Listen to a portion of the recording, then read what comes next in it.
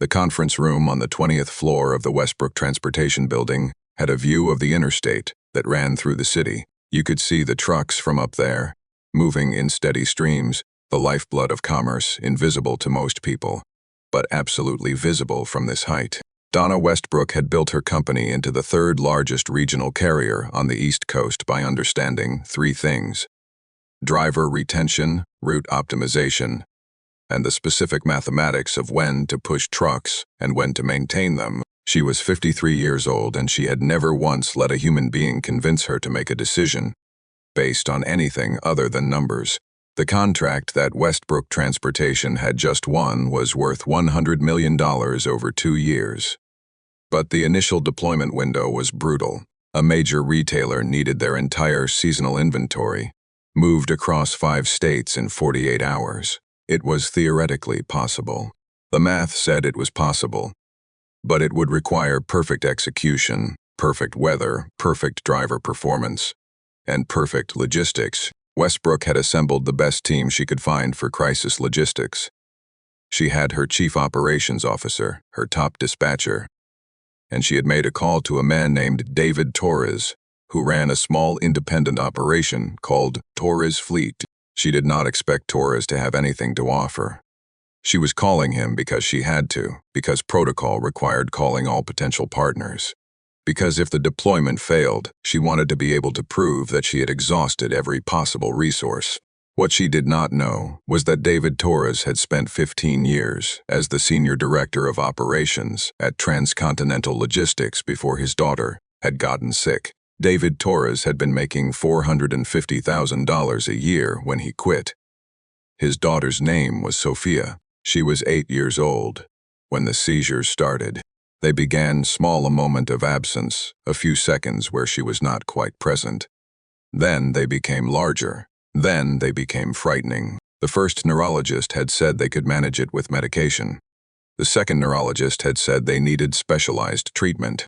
The third neurologist had said Sofia needed to be in a specific treatment facility in Colorado, and she needed David to be there with her because she was 8 years old and she was scared. David had asked Transcontinental for a leave of absence.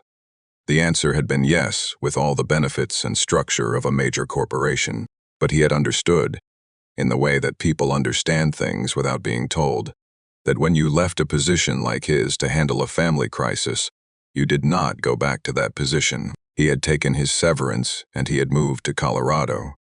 Sofia's treatment had worked. By the time she was 12, the seizures had stopped. She had been seizure-free for 4 years, and the doctors said it was likely to stay that way. But those 4 years had changed how David thought about time. He had watched his daughter's brain rewire itself.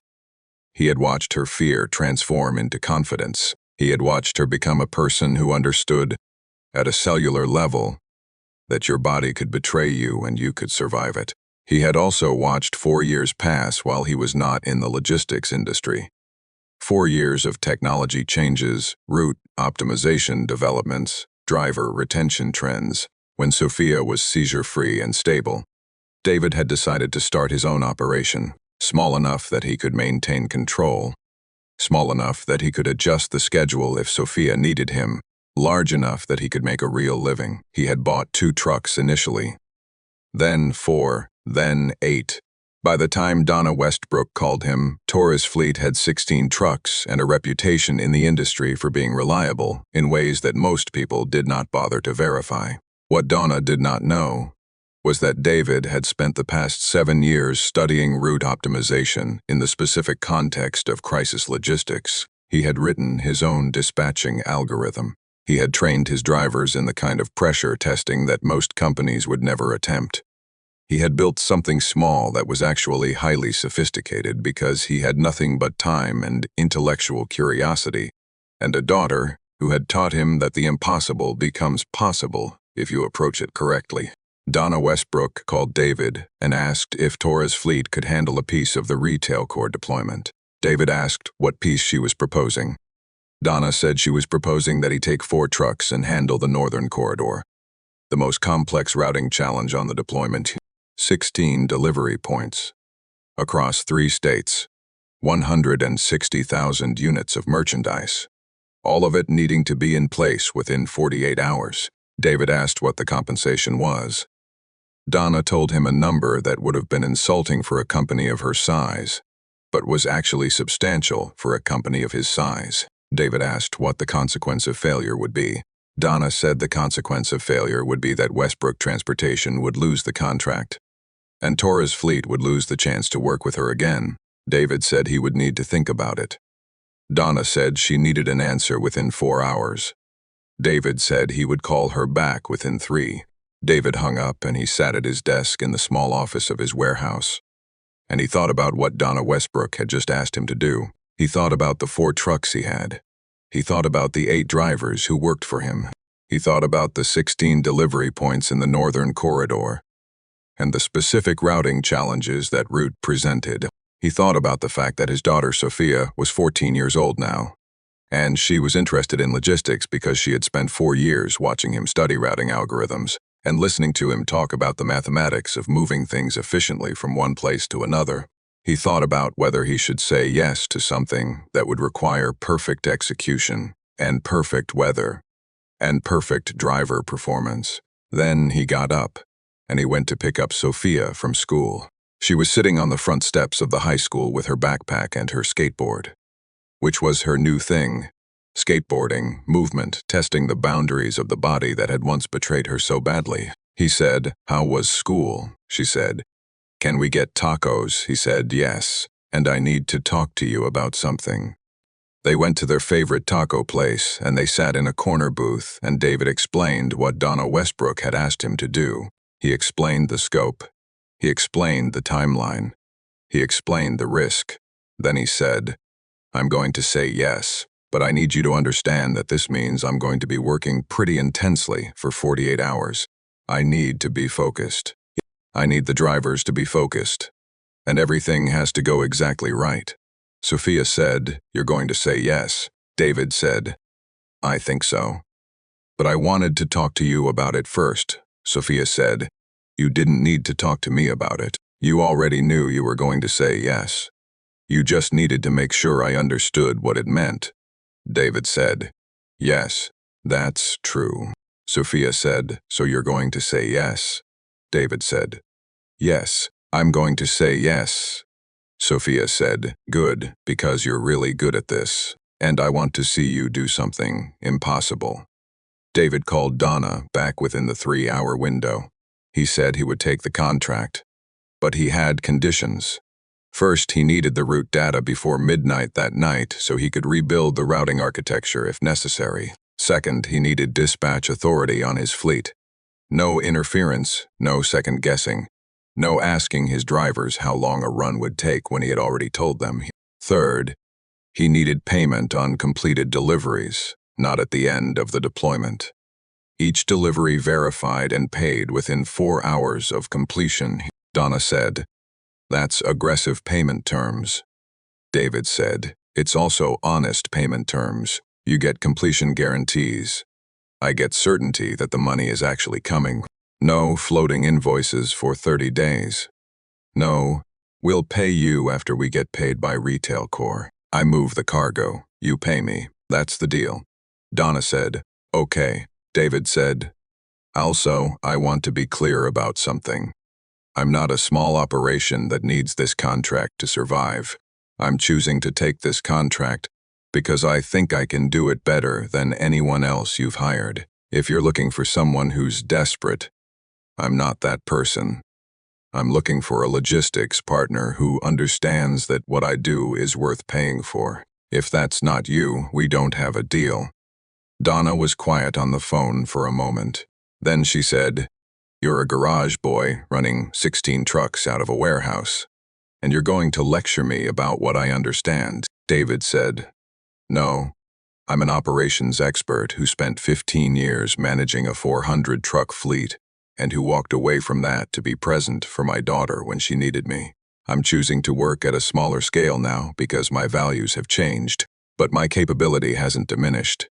It's actually increased because I've had time to think about what logistics actually is, beyond the metrics your company probably measures. So yes, I'm going to tell you what I understand. And what I understand is that you called me because somewhere in your analysis, you recognized that I might be able to do something your other partners can't. Otherwise, you wouldn't have called. Donna said, "You're right," David said. "So we have a deal," Donna said. "We have a deal. What do you need?" The route data arrived at 9:43 p.m. that night. David printed it out. He sat at his kitchen table with a cup of coffee and Sofia doing homework in the corner. And he read through every line of delivery point data, every address, every weight specification, every time window requirement. By 2 inches the morning, he had identified 7 points where the standard routing would create delays.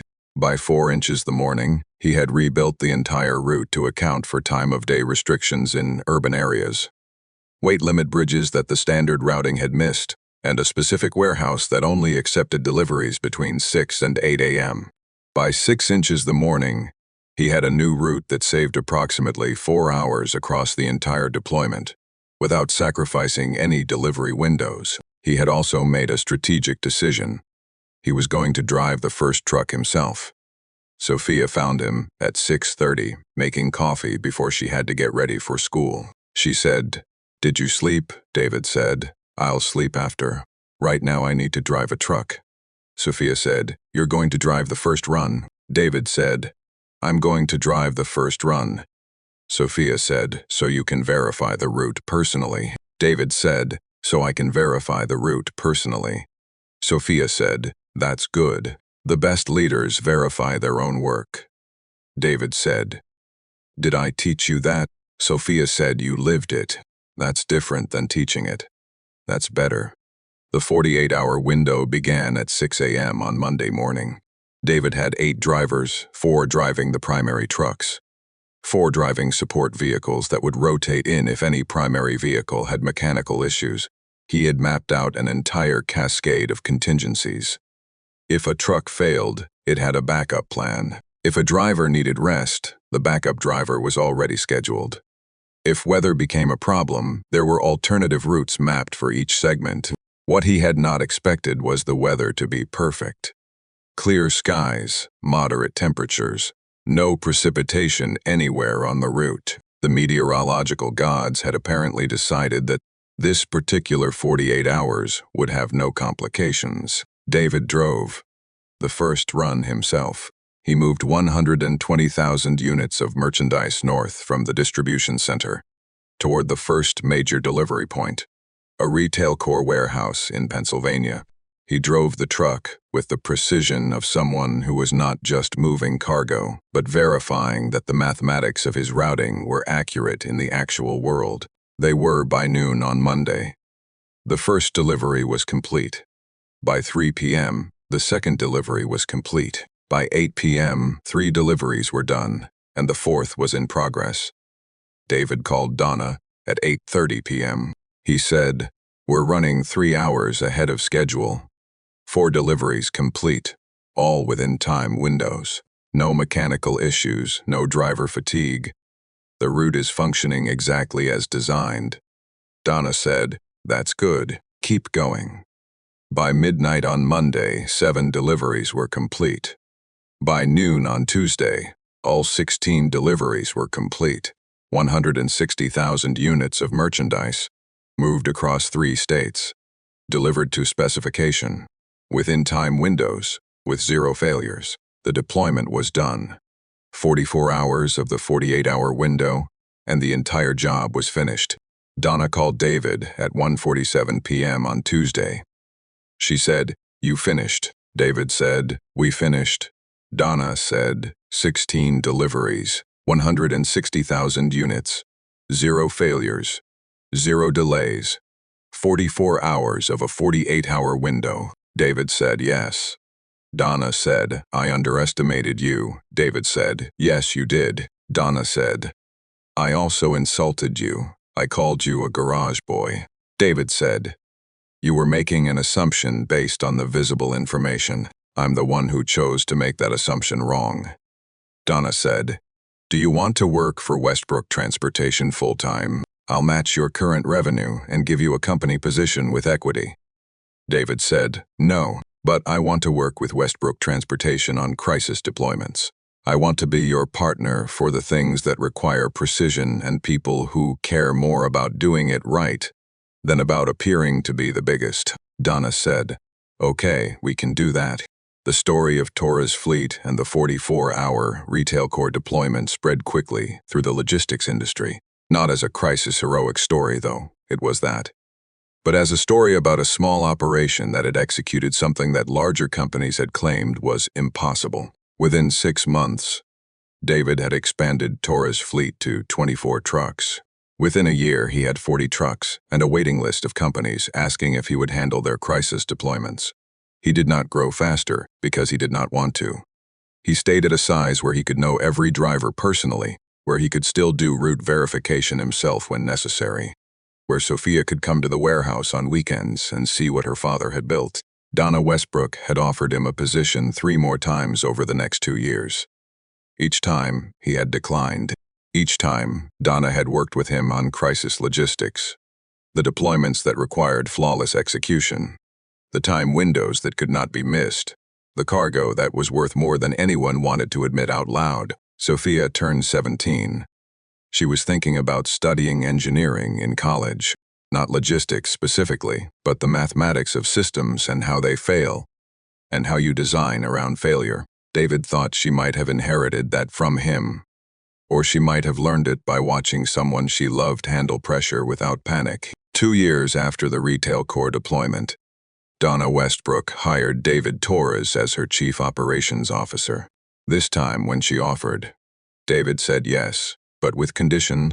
He said he would accept the position on one condition, that he maintain operational control of Torres' fleet as an independent subsidiary of Westbrook Transportation, that he maintain the ability to take on the specific kind of crisis deployment work that he had built his reputation on, and that he maintain the authority to run his own operation according to his own philosophy of how logistics should work. Donna said, "You're going to run your small fleet while also running my entire operation." David said, "I'm going to delegate the fleet management to a team I trust. I'm going to do the operations oversight work that requires understanding both scales, the small operations that require precision and the large operations that require efficiency. I'm going to make decisions that benefit both. And I'm going to do it because I believe that what I understand about small operations is what your large operations actually need." Donna said, "How many people have turned me down and then come back with a better offer?" David said, "Just me, I think." Donna said, "Okay, you have the position on your terms. There are people who understand that capability exists at every scale." Donna Westbrook had built a company that was large and successful, and she had assumed that largeness was its own virtue. David Torres had built something small, and had assumed that he was building something less than what he had built before. What actually happened was that David had built something different, something that worked according to different principles, something that cared about precision in the way that large operations could not afford to care. Because large operations care about aggregate outcome, not individual excellence. When Donna had called him a garage boy, she had meant it as a reduction. She had meant it as a way of saying, "You are smaller than me, therefore you are less than me." What she had not understood was that smallness is not the opposite of capability. It is sometimes the prerequisite for it. The cargo that David moved in those 44 hours was worth $100 million. But what Donna had actually purchased was not cargo movement. What she had purchased was verification that someone understood something she did not, that someone had thought through the problem more carefully than she had, that someone could execute with precision when precision was required. She had purchased David's way of thinking, which was different from her way of thinking, because David had spent years watching someone he loved negotiate with the body's failure. He understood that systems fail. He understood that you had to build around that understanding. What he gave to Westbrook Transportation was not just better route optimization. He gave them a philosophy that the size of your operation is not what determines your value. The integrity of your work is what determines your value. And people know the difference. By the time Sofia was in college studying structural engineering, Torres fleet was the most reliable crisis logistics partner on the East Coast. Not the largest, not the most profitable per volt vehicle, but the most reliable, the most precise. The one you called when you needed it done right in a compressed time frame. That reputation had been built by someone willing to be called a garage boy, and then prove that calling names did not change capability. It had been built by someone who had learned, watching his daughter's brain rewire itself, that transformation is not about ambition. It is about attention. David Torres had paid attention, and the attention had changed everything.